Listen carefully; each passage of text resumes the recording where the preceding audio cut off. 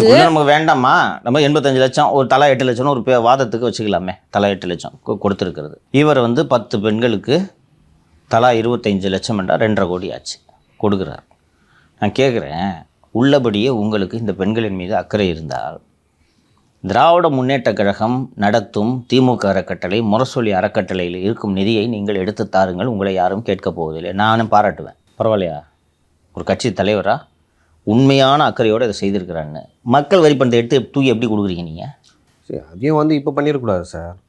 அப்பவே பண்ணிருக்கணும். அந்த இன்சிடென்ட் நடந்துச்சுல்ல, உங்க எதிர்கட்சியா இருக்கும்போது பண்ணிருக்கணும். சூப்பர். அப்படி இல்லைன்னா அவங்க எதிர்கட்சியாக இருக்கும்போது நீங்கள் அப்போ கட்சி நிதியிலேருந்து கொடுத்துருக்கணும். சரி, இல்லை ஆட்சிக்கு வந்துட்டீங்கல்ல, பொள்ளாச்சின்னு பேசித்தானே நேற்று நீங்கள் பேசும்போது சொன்னீங்க, இந்த பொள்ளாச்சி சம்பவம் திமுகவுக்கு ஆட்சிக்கு வர்றதுக்கு ஒரு காரணமாக அமைந்ததுன்னு நீங்கள் சொன்னீங்க. அப்போ ஆட்சிக்கு வந்ததும் நீங்கள் அந்த பாதிக்கப்பட்ட பெண்களுக்கு அரசின் சார்பில் நாங்கள் இந்த நிதி உதவியை அளிக்கிறோன்னு செய்திருக்கலாம்ல.